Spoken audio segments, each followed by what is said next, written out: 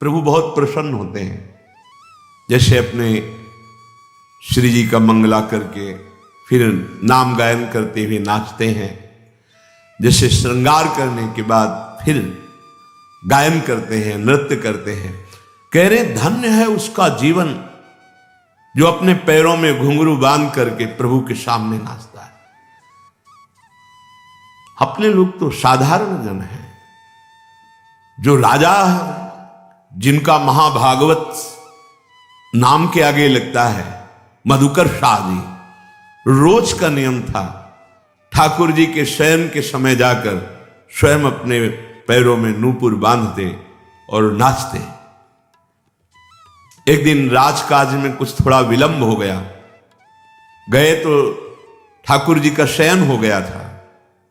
अपना नियम पूरा करना है तो मंदिर के पीछे, ठाकुर जी शयन कर चुके इसलिए सामने नहीं, तो पीछे जाकर के नाचने लगे भाव में भर करके।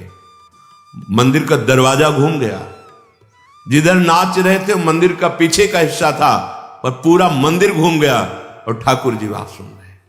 अद्भुत आश्चर्य में कितने ऐसे महाभागवत हुए जो नृत्य के द्वारा भगवान को प्राप्त किया। कोई भी ऐसा भक्त जो नाचा ना हो प्रभु के आगे। यह है जब प्रेम की उमंगन आती है तो गाने का मन करता है, और उमंगन बढ़ती है तो नाचने का मन करता है। कभी नृत्य करता है, कभी गायन करता है, कभी रोता है, कभी हंसता है। वो अपने प्रभु के लिए, प्रभु के लिए नाचना। थोड़ी भी अगर वृत्ति है कि मैं नाच रहा हूं और चार लोग मुझे देख रहे हैं, वो बात दूसरी हो गई। फिर उसके लिए विनोद किया है सेवक जी ने, नाचत अति रसाल ताल न शोभित प्रीत बिनु जन बींधे जंजाल श्री हरिवंश कृपा बिना। जैसे कोई जाल छुड़ा रहा हो, अंदर प्रभु को रिझाने की बात नहीं, प्रीति नहीं, लोक रिझावे के लिए, लोक रिझावे के लिए तो लाखों नाचते हैं और सबको बंदर की तरह माया नचा रही है। नट मरकटी सबही नचावत राम खगेश वेद जस गावत। वो भगवान की माया।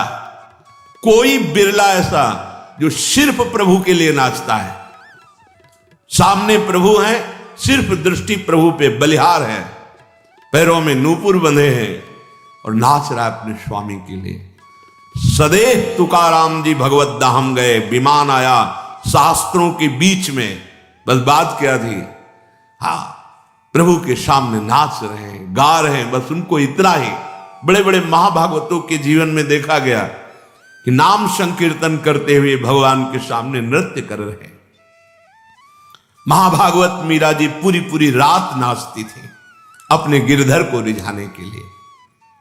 प्रेम सहित पग बांधी घुंघरू सक्यो न अंग नचाए। अपने स्वामी के लिए। हमें लगता है कि चाहे 10 मिनट ही सही अपनी कुटिया में दरवाजा बंद करके पर्दा लगा के श्री जी के सामने नृत्य करना चाहिए।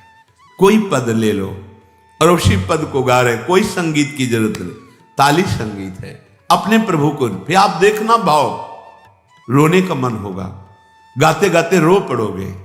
सामने छवि विराजमान है, भाव करो मेरे प्रिया प्रीतम विराजमान है और नृत्य करो। ये भक्ति के 64 अंगों में एक महान अंग है नृत्य करना। संसार के लिए तो सब नाच रहे हैं बिल्कुल लोक लज्जा का त्याग करके, और प्रभु के लिए लोक लज्जा लगती है। संसार का भाव न रखकर प्रभु के लिए नृत्य करे तो एकमात्र नृत्य ही भगवत प्राप्ति करा देगा। श्रीमद् भागवत के प्रारंभ में ही आता है, श्री सुखदेव जी, नारद जी, प्रहलाद जी, सनकादि, ये बड़े बड़े महापुरुष, कोई करताल, कोई वीणा, कोई मृदंग, कोई भाव भंगियां करते हुए कीर्तन करते हैं और नाचते हैं। ये जो लोग नृत्य की निंदा करते हैं ना कि वैष्णोजन भक्तजन नाचते हैं, ऐसा क्या जाने वो ना तो ब्रह्म स्वरूप में स्थित है और ना वो भगवान की भक्ति के रास्ते को जानते हैं, केवल निंदा स्तुति को जानते हैं। वो मात्र माया के ही बसीभूत होकर ऐसा बोलते हैं। नहीं, औरों की तो बात जाने दो। ज्ञानियों के परम गुरु भगवान शंकर तांडव करते हैं जब गोविंद के चरणारविंद उनके ध्यान में आते हैं। तांडव भगवान, और स्वयं जगत गुरु भगवान श्री कृष्ण जो गीता गायक है, अद्भुत नृत्य कला के आचार्य हैं। आज तक कोई ऐसा नृत्य नहीं किया जैसा लालजू ने किया। कालिया के फणों पर ताल के साथ कालिया के फणों पर जो भारी विष का प्रहार कर रहा है, नाच नाच कर उसके अहंकार को नष्ट कर दिया। दैन्य होकर भगवान की शरण में हो गया। ये जो नहीं जानते ना लोग, उपहास करते हैं थोड़े थोड़े वीडियो लेकर हर संतों के, और वो उपहास करते हैं कि देखो ये नाच रहे हैं। तो तुम्हारा दुर्भाग्य है, तुम माया में नाच रहे हो, वो गोविंद के लिए नाच रहे हैं, वो कृष्ण बोलकर नाच रहे हैं, राधा बोलकर नाच रहे हैं। तुम संसार में नाच रहे हो, ज्ञानी बनते हो। सनकादि से बढ़कर कोई आज तक ज्ञानी हुआ है क्या? हर समय 5 वर्ष की अवस्था ब्रह्मबोध से छके हुए महापुरुष। सुखदेव जी से बढ़कर वैरागी और ज्ञानी कोई हुआ है क्या? गर्भ से ही नाल छेदन नहीं हुआ, महाराज ने मुख नहीं देखा, अपनी मां को लौट के नहीं देखा। ऐसे वीतराग परमहंस शिरोमणि सुखदेव जी नृत्य करते हैं भाव भंगियों के द्वारा। जब भगवान का नाम कीर्तन ये बड़े बड़े महापुरुष कर रहे होते हैं, कोई ताल बजा रहा है, कोई मृदंग बजा रहा है, कोई झांझ बजा रहा है, कोई नृत्य कर रहा है, कोई भाव भंगियां प्रकट कर रहा है। पता नहीं आज कौन सा ज्ञान दिमाग में आ गया है कि भक्तों की निंदा करना, नाम की निंदा करना, भगवान के साकार श्री विग्रह की जो अर्चा अवतार हैं उनकी निंदा करना, और वो ज्ञानी बनते हैं।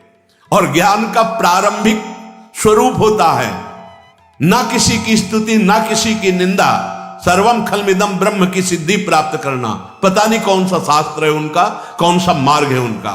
इन महापुरुषों को देखो जो सृष्टि में सर्वोपरि तत्व को जानने वाले, और भगवान के लिए कैसे भगवान के चरणामृत को परम ज्ञानी बोध संपन्न गुरुओं के गुरु भगवान शिव माथे पे धारण किए हैं। आज भगवान की शिव विग्रह की अर्चना वंदना को अविद्या समझते हैं। बहुत सावधान। कभी कभी अच्छे संग की भावना में कुसंग हो जाता है। हम समझते हैं कि हम साधु संग कर रहे हैं, पर वो कुसंग हो जाता है। स्थूल शरीर में संपूर्ण आसक्ति है, और बात करेंगे निराकार की। बात भी साकार से हो रही है। एक टाइम भूखे नहीं रह सकते, इतना शरीराभिमान है। किसी के द्वारा किया हुआ थोड़ा अपमान नहीं सह सकते।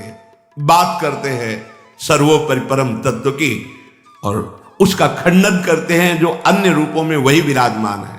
पता नहीं चलता कौन सा ज्ञान है। गोस्वामी जी ने इसीलिए बहुत शोध के लिखा है, ब्रह्म ज्ञान बिन नारी नर करें न दूसरी बात, और कौड़ी लागी लोभवश करें विप्र गुरु घात। ऐसा ब्रह्म ज्ञान। कोई कह सकता है कि इनको ब्रह्म ज्ञान की अवहेलना करते, नहीं नहीं, जीवन वही रहा है, उसी से आए हैं, ऐसा ना समझो। सच्चा ब्रह्म ज्ञान यही है, सर्वम खलमिदम ब्रह्म ने नानास्ति किंचन, किंचन मात्र ब्रह्म के सिवा कुछ नहीं है। अब किसकी निंदा करें, किसकी स्तुति करें, किसका नमस्कार करें, किसका तिरस्कार करें? वही है ना। फिर मौन सच्चिदानंद स्वरूप में स्थित, अगर मुखर तो उसी की महामहिमा का वर्णन। पर ऐसा नहीं होता। एक छोटा सा व्यसन नहीं छोड़ सकते।